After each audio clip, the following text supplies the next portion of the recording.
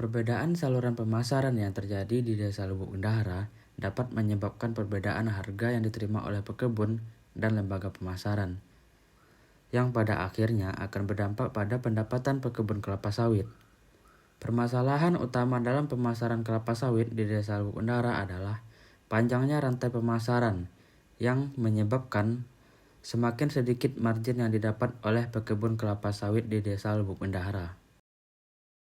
Adapun tujuan penelitian ini yang pertama adalah untuk menganalisis lembaga pemasaran, saluran pemasaran, dan fungsi pemasaran kelapa sawit di Desa Lubuk Bendahara.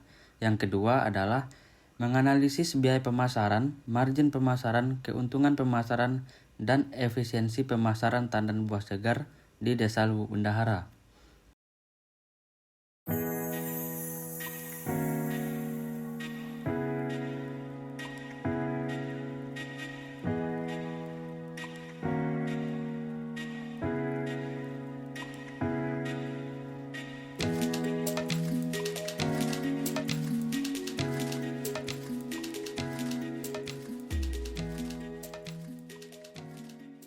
Pengendalian gulma di perkebunan kelapa sawit harus sering dilakukan karena keberadaannya dapat mengganggu pertumbuhan dan perkembangan tanaman kelapa sawit yang menjadi komoditas utama.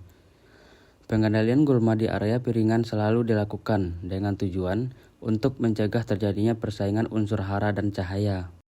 Setelah melakukan pengendalian gulma, selanjutnya masuk ke tahap pemupukan. Pemupukan kelapa sawit bertujuan untuk memberikan unsur hara yang dibutuhkan tanaman agar tumbuh subur dan berbuah optimal. Pemupukan dilakukan secara teratur, biasanya 2 hingga 3 kali setahun, dengan memperhatikan waktu dan cara pemberian yang tepat. Adapun tujuan pemupukan yang pertama, menambah unsur hara yang kurang atau tidak tersedia pada tanah. Yang kedua, meningkatkan pertumbuhan vegetatif dan generatif pada tanaman kelapa sawit, baik itu daun, batang, akar, dan pada buahnya sendiri. Selanjutnya yaitu proses pemanenan buah sawit. Biasanya kriteria buah sawit yang sudah matang, warnanya berubah dari hitam menjadi warna kemerahan. Sedangkan untuk sawit yang sudah tinggi dapat dilihat berdasarkan jumlah berondolan yang terlepas dari tandan dan jatuh ke tanah secara alami. Setelah panen, buah akan dilansir menggunakan motor pemanen ke TPH. Pelansiran buah ini bertujuan agar memudahkan toke untuk menjemput hasil TBS dari pekebun. Setelah buah terkumpul di TPH, langkah selanjutnya adalah penjemputan hasil panen oleh toke menggunakan mobil angkutan. Pada saat ini, TPS akan ditimbang dengan menggunakan timbangan yang disediakan oleh toke. Proses ini menandai dimulainya tahap pemasaran, di mana hasil panen pekebun akan diproses lebih lanjut untuk memenuhi permintaan pasar. Setibanya di PKS, setiap kendaraan pengangkutan akan menjalani proses penimbangan menggunakan timbangan digital. Proses ini bertujuan untuk menentukan tonase TBS yang dibawa. Setelah penimbangan, TBS akan memasuki tahap grading atau sortasi. Proses ini sangat penting untuk memastikan bahwa buah yang dijual oleh pekebun, toke, ataupun ram memenuhi standar kelayakan untuk diolah di pabrik kelapa sawit. TBS yang dinyatakan tidak layak untuk diolah akan disortir oleh pihak yang berwenang atau SPSI dan akan dikembalikan kepada pedagang yang menjualnya. Proses sortasi ini bertujuan untuk menjaga kualitas produk yang diolah di PKS, serta memastikan bahwa hanya buah yang terbaik diproses lebih lanjut.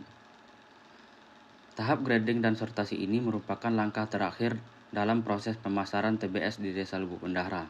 Dengan adanya proses ini diharapkan kualitas TBS yang dihasilkan dapat terjaga dan para pekebun serta pedagang dapat memperoleh hasil yang optimal dari penjualan mereka.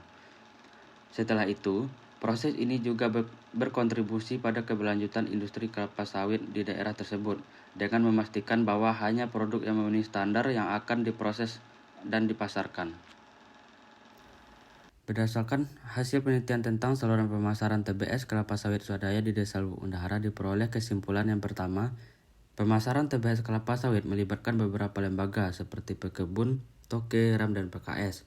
Terdapat 4 saluran pemasaran di Desa Lubuk Bendahara. Yang pertama, pekebun ke PKS. Yang kedua, pekebun, toke, PKS, saluran 3, Pekebun RAM PKS, dan saluran yang terakhir yaitu saluran 4, Pekebun Toke RAM dan PKS. Setiap lembaga memiliki peran dan fungsi pemasaran yang berbeda seperti fungsi pertukaran, fungsi fisik, dan fungsi fasilitas.